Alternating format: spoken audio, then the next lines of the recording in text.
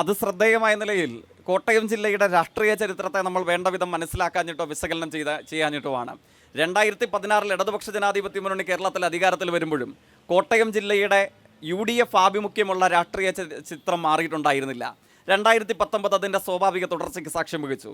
എന്നാൽ കോട്ടയം ജില്ലയിൽ കേരള കോൺഗ്രസ് എമ്മിൻ്റെ മുന്നണി പ്രവേശനത്തോടുകൂടെ ജില്ലയുടെ രാഷ്ട്രീയ ചിത്രവും ചരിത്രവും മാറ്റിയെഴുതപ്പെടുന്നതിനാണ് ഈ നാട് സാക്ഷ്യം വഹിച്ചത്. കോട്ടയം ജില്ലയിൽ 71 ഗ്രാമപഞ്ചായത്തുകളുണ്ട്. 71 ഗ്രാമപഞ്ചായത്തുകളിൽ 51-ലധികം വരുന്ന ഗ്രാമപഞ്ചായത്തുകളെയും ഇന്ന് നയിക്കുന്നത് ജില്ലയുടെ ചരിത്രത്തിലാദ്യമായി ഇടതുപക്ഷ ജനാധിപത്യ മുന്നണിയാണ്. ജില്ലയിൽ 11 ബ്ലോക്ക് പഞ്ചായത്തുകളുണ്ട്. 11 ബ്ലോക്ക് പഞ്ചായത്തുകളിൽ 10 ബ്ലോക്ക് പഞ്ചായത്തുകളെയും മൃഗീയാധിപത്യത്തോടുകൂടെ ഇന്ന് നയിക്കുന്നത് ഇടതുപക്ഷ ജനാധിപത്യ മുന്നണിയാണ്. ജില്ലയിലെ ജില്ലാ പഞ്ചായത്ത് സമഗ്രമായ ആധിപത്യത്തോടുകൂടെ അതിന് നേതൃത്വമാകുന്നത് ഇടതുപക്ഷ ജനാധിപത്യ മുന്നണിയാണ്. കോട്ടയം ജില്ലയുടെ ഇന്നയോളമുള്ള സമീപ രാഷ്ട്രീയ ചരിത്രത്തിൽ ആദ്യമായി ചങ്ങനാശ്ശേരി, കാഞ്ഞിരപ്പള്ളി, കടുത്തുരുത്തി, ഏറ്റുമാനൂര്, വൈക്കം എന്നിങ്ങനെ ജില്ലയിലെ മണ്ഡലങ്ങളിൽ തന്നെ ശ്രദ്ധേയമായ മേൽക്കോയ്മ സൃഷ്ടിച്ച മുന്നണിയായി നിയമസഭയിലും മാറിയിട്ടുള്ളത് ഇടതുപക്ഷ ജനാധിപത്യ മുന്നണിയാണ്.